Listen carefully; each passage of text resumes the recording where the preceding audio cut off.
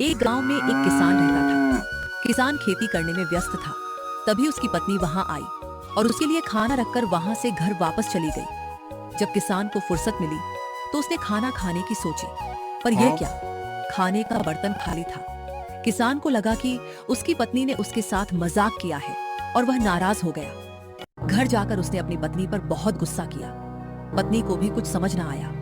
अगले दिन वह एक अलग तरह के बर्तन में किसान को खाना देने गई और किसान को व्यस्त देखकर खाना वहीं रखकर घर वापस आ गई।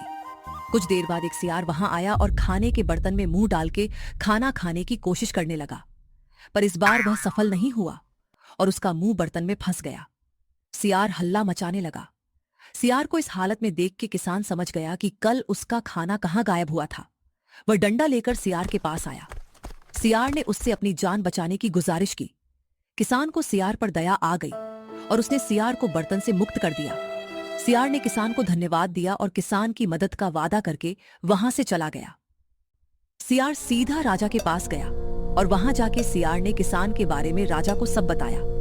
राजा बहुत दिन से अपने खेतों के लिए एक ऐसा ही मेहनती किसान ढूंढ रहा था और उसने सियार से किसान को राजमहल लाने को कहा।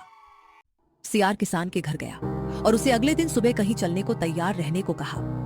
अगले दिन सुबह किसान और सियार राजमहल की तरफ निकल पड़े। राजमहल के पास पहुंचकर किसान घबरा गया। उसे लगा सियार राजा से कहकर उसे इज्जत दिलवाएगा। डरते डरते किसान महल के अंदर गया। राजा किसान को देखते ही खुश हो गया, पर किसान डर के मारे कांप रहा था। तब राजा ने किसान को बताया कि उसने किसान को सजा देने के लिए नहीं, बल्कि उसे नौकरी देने के लिए बुलाया था।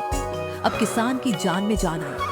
राजा ने किसान को अपने पास नौकरी पर रख लिया और उसकी सारी गरीबी दूर कर दी।